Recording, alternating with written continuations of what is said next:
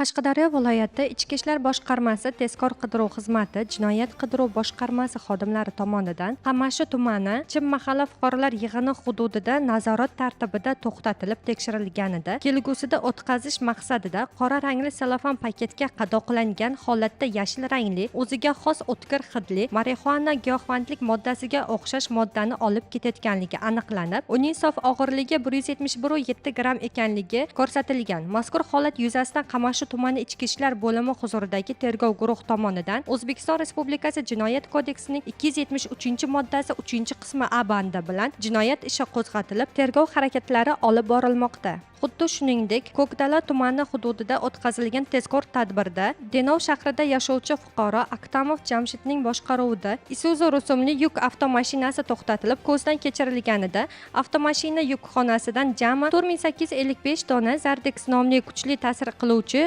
dori vositalari Surxondaryo viloyatiga olib ketayotganligi aniqlanib, hujjatlashtirilib olindi. Mazkur holat yuzasidan Ko'kdala tumani Ichki ishlar bo'limi huzuridagi tergov guruhi tomonidan O'zbekiston Respublikasi Jinoyat kodeksining 251-prim 1-moddasi 3-qismi bilan jinoyat ishi qo'zg'atilib, tergov harakatlari olib borilmoqda.